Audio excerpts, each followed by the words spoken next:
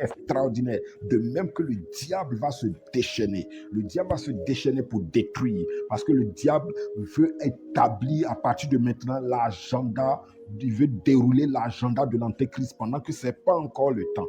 Alléluia. Donc, il y a des dégâts qu'il a prévus causés dans les nations. Vous allez constater les catastrophes naturelles, surtout en Asie. Et retenez bien ce que je suis en train de dire, en Asie. Parce que pendant que le Seigneur me parlait des catastrophes naturelles, je voyais beaucoup plus l'Asie. Je voyais Japon, Chine, je voyais Corée. C'était les noms de ces trois nations-là que j'entendais: Japon, Chine, Corée. Japon, Chine, Corée. Japon, Chine, Corée. Intercédons pour les nations. Dieu compte sur toi, tu es un intercesseur. Dieu compte sur toi, tu es une intercesseuse. Dieu compte sur toi, il a besoin de toi. Il a besoin de toi. Il a besoin de toi. Il compte sur toi. Les autorités prévoient d'envoyer 22 000 trousses de secours vers le Tibet. 200 soldats et 1500 pompiers ont également été déployés dans cette région. Xi Jinping a demandé aux autorités de faire tous les efforts possibles pour minimiser le nombre de victimes et venir en aide aux sinistrés. La télévision d'État chinoise a diffusé des images de secouristes qui sont arrivés près des zones touchées. L'épicentre se trouvait près de Shigatse au Tibet. Nous avons vu des bâtiments détruits aussi bien dans le centre-ville que dans les zones beaucoup plus rurales où des maisons entières semblent avoir été totalement écrasées. Des vidéos de surveillance horodatées prises à l'intérieur d'une épicerie ont également été largement diffusées, dans lesquelles nous pourrions vraiment constater la gravité des secousses. Yéna, vous avez évoqué la question de l'épicentre. Il se trouve dans une zone particulièrement sensible aux secousses sismiques.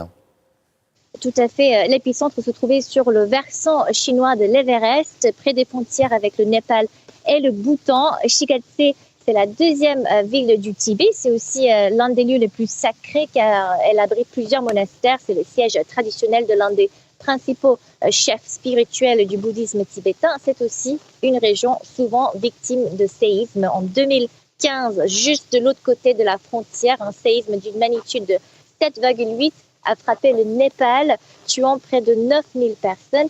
Et bien sûr, en 2008, au Sichuan, la province chinoise située juste à l'est du Tibet, environ 90 000 personnes ont perdu la vie. Donc, le tremblement de terre de ce mardi a été le plus puissant depuis 5 ans dans la région. Jour et nuit, les pompiers luttent contre les flammes. Mais leurs hélicoptères paraissent petits face à cette montagne en feu, tel un volcan. À Los Angeles hier soir, de nouveaux habitants ont dû évacuer leur domicile.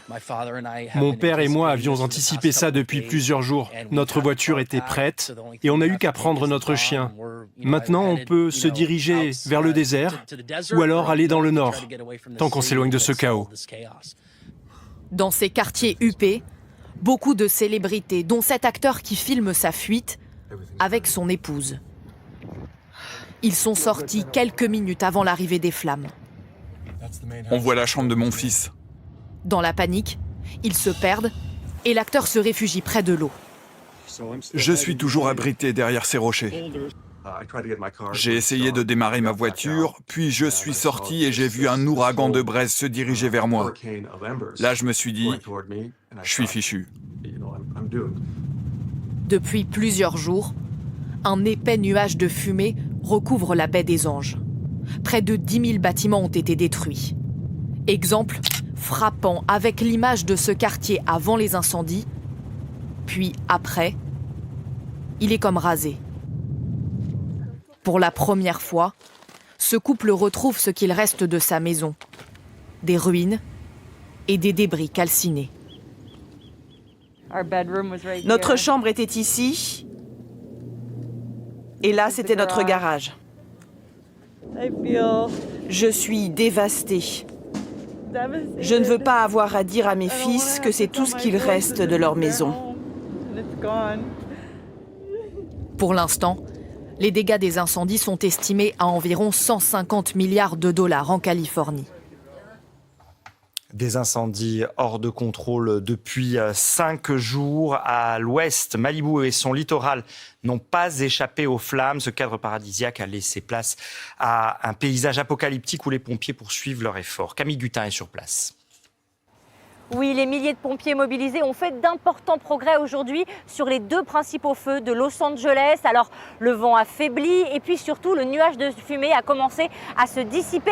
Il n'en reste pas moins que 10 000 bâtiments et structures comme ceux-ci ont été largement détruits, endommagés et que dans les quartiers les plus touchés, eh bien, certaines habitations ne sont tout simplement plus assurées. Les compagnies privées considèrent qu'avec le réchauffement climatique, les risques accrus en Californie, elles ne doivent plus prendre en charge ces habitations. Il y a bien un système d'urgence mis en place par l'État, mais c'est très peu. Et donc, dans les prochains jours, ça pourrait bien être la double peine pour les sinistrés de Los Angeles.